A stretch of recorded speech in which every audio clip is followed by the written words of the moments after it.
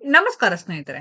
Mark ಸಿನಿಮಾದ pre release event ನಲ್ಲಿ ಕಿಚ್ಚ ಸುದೀಪ್ ವಿರೋಧಿಗಳಿಗೆ ಟಾಂಗ್ ಕೊಡುವಂತೆ ಮಾತನಾಡಿದ್ರು. ಇದೀಗ ದಾವಣಗೆರೆಯಲ್ಲಿ ನಿಂತು ದರ್ಶನ್ ಪತ್ನಿ ವಿಜಯಲಕ್ಷ್ಮಿ ಸುದೀಪ್ ಮಾತಿಗೆ ಟಕ್ಕರ್ ಕೊಟ್ಟಿದ್ದಾರೆ. ಡೆವಿಲ್ ಚಿತ್ರದ ವಿಜಯ ಯಾತ್ರೆ ವೇಳೆ ದಾವಣಗೆರೆಯ ಗೀತಾಂಜಲಿ ಚಿತ್ರಮಂದಿರದಲ್ಲಿ ನಿಂತು ಸುದೀಪ್ ಮಾತಿಗೆ ಟಕ್ಕರ್ ಕೊಟ್ಟ ವಿಜಯಲಕ್ಷ್ಮಿ, ಕೆಲವರು ದರ್ಶನ್ ಅವರು ಇಲ್ಲದೆ ಇದ್ದಾಗ ಏನೇನೋ ಮಾತಾಡ್ತಾ ಇದ್ದಾರೆ, ಅವರ ಬಗ್ಗೆ, ಅವರ ಫ್ಯಾನ್ಸ್ ಬಗ್ಗೆ ಎಲ್ಲ ಮಾತಾಡ್ತಾರೆ.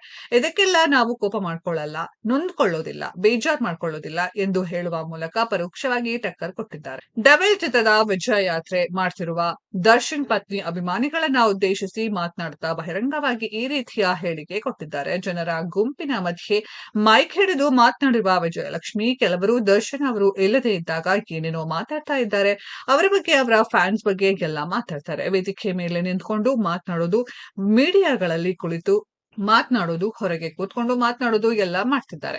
ಅದೇ ಜನರು ದರ್ಶನ್ ಅವರು ಇದ್ದಾಗ ಬೆಂಗಳೂರಲ್ಲಿ ಇರ್ತಾರಾ ಇಲ್ವಾ ಅಂತಾನೆ ಗೊತ್ತಾಗಲ್ಲ. ಇದಕ್ಕೆಲ್ಲ ನಾವು ತಲೆ ಕೆಡಿಸ್ಕೊಳ್ಬಾರ್ದು. ದರ್ಶನ್ ಅವರು ಹೇಳಿರೋ ಹಾಗೆ ಯಾರ್ ಏನೇ ಮಾತಾಡಿದ್ರು ನಾವ್ ನೊಂದ್ಕೊಳ್ಳಲ್ಲ, ಕೋಪ ಮಾಡ್ಕೊಳ್ಳಲ್ಲ, ಬೇಜಾರ್ ಮಾಡ್ಕೊಳ್ಳಲ್ಲ. ನಮಗೆ ಬೇಕಾಗಿರುವುದು ಪ್ರೀತಿ, ಬೆಂಬಲ ಮಾತ್ರ. ಹೀಗಾಗಿ ನೀವು ಕೋಪ ಮಾಡ್ಕೊಳ್ಬೇಡಿ, ನೊಂದ್ಕೊಳ್ಬೇಡಿ, ಬೇಜಾರ್ ಮಾಡ್ಕೊಳ್ಬೇಡಿ ಅಂತ ಫ್ಯಾನ್ಸ್ಗೆ ಸಲಹೆ ಕೊಟ್ಟಿದ್ದಾರೆ. ಹುಬ್ಬಳ್ಳಿಯಲ್ಲಿ ಮಾರ್ಕ್ ಇವೆಂಟ್ ವೇಳೆ ಕಿಚ್ಚ ಸುದೀಪ್ ವಿರೋಧಿಗಳ ವಿರುದ್ಧ ಸಮರ ಸಾರಿದ್ರು. ಸುದೀಪ್ ಮಾತು ವೈರಲ್ ಆದ ಬಳಿಕ ಸೋಷಿಯಲ್ ಮೀಡಿಯಾದಲ್ಲಿ ದರ್ಶನ್ ಅಭಿಮಾನಿಗಳು ಸುದೀಪ್ ಮಾತಿಗೆ ಕೌಂಟರ್ ಕೊಡಲು ಆರಂಭಿಸಿದ್ರು. ಇದೀಗ ಮುಕ್ತ ವೇದಿಕೆಯಲ್ಲಿ ದರ್ಶನ್ ಪತ್ನಿ ಕೌಂಟರ್ ಕೊಟ್ಟಿದ್ದಾರೆ.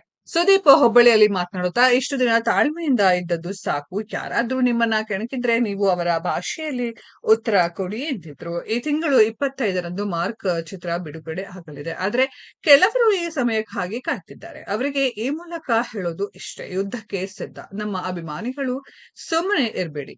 ಯಾರು ನಿಮ್ಮನ್ನ ಕೆಣಕುತ್ತಾರೋ ಅವರಿಗೆ ಅವರ ಭಾಷೆಯಲ್ಲಿ ಉತ್ತರ ನೀಡಿ. ಇಷ್ಟು ದಿನ ನಾನು ನಿಮಗೆ ತಾಳ್ಮೆಯಿಂದ ಇರಲು ಹೇಳಿದ್ದೆ, ಆದ್ರೆ ಈಗ ಆ ತಾಳ್ಮೆ ಬೇಡ, ಯುದ್ಧಕ್ಕೆ ಸಿದ್ಧರಾಗಿ ಎಂದು ಕರೆ ಕೊಟ್ಟಿದ್ರು ಸುದೀಪ್.